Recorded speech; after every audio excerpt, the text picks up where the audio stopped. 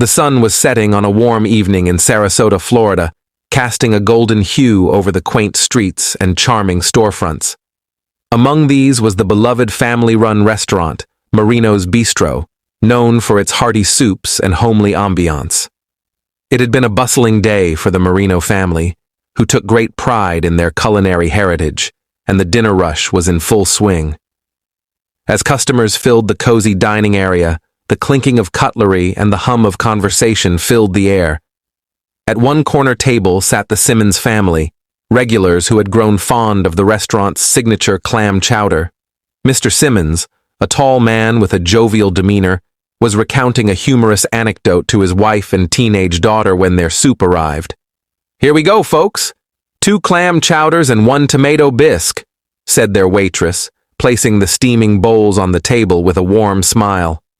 The Simmons family thanked her and eagerly picked up their spoons. The rich aroma of the clam chowder wafted up, promising a satisfying meal. Mrs. Simmons, a meticulous woman with a keen eye, took the first spoonful. As she savored the creamy broth, a look of contentment spread across her face. But just as she was about to take another bite, her spoon hit something solid. She frowned, thinking it might be a particularly large clam or a piece of shell. But when she lifted her spoon to inspect the object, her face turned ashen. There, among the chunks of potato and clams, was a severed human fingertip. "David," she gasped, her voice trembling as she showed the spoon to her husband. Mr. Simmons' eyes widened in shock. "Oh my God, Helen, what is that?"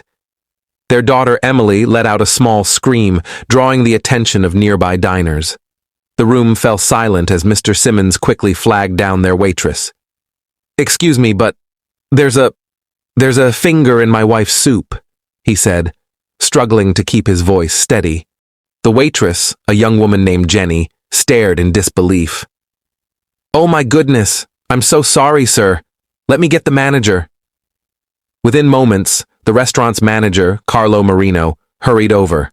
A middle-aged man with a kind face, Carlo was known for his calm demeanor, but tonight he looked visibly distressed. "I'm terribly sorry, folks," Carlo said, his voice laden with concern. "I assure you, this is not how we do things here. Please, let me take that away and investigate immediately." He carefully took the bowl and retreated to the kitchen, his mind racing. How on earth could this have happened? He found his head chef, Marco, and showed him the ghastly discovery. "Marco, do you know anything about this?" Carlo asked, his voice tight with urgency. Marco, a burly man with years of culinary experience, looked horrified. "No, Carlo, I have no idea. We've been so busy tonight, but this is unimaginable." As they examined the fingertip, it became clear that it had been freshly severed. Panic started to spread through the kitchen staff, who all denied any knowledge of the incident. Suddenly, one of the sous chefs, a young man named Luis, let out a pained cry. "My hand! My hand!" Luis shouted, clutching a towel-wrapped hand that was now seeping with blood. Carlo and Marco rushed to him. "Luis, what happened?" Carlo asked urgently. Luis, pale and sweating, explained through gritted teeth. I cut myself earlier today while chopping vegetables. It was just a small cut, but it must have gotten worse. I didn't realize I lost part of my finger." Marco's face paled as he realized the gravity of the situation. "Luis, we need to get you to a hospital right away. Carlo, we have to call the health department." Carlo nodded, his heart sinking. He knew this incident would have severe repercussions. He quickly called 911 for medical assistance for Luis and then notified the local health department, explaining the gruesome mistake.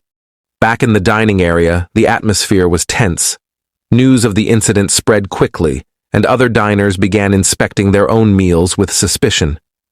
The Simmons family, still in shock, was offered their meals for free and assured that the restaurant would cover any medical tests or treatments they needed.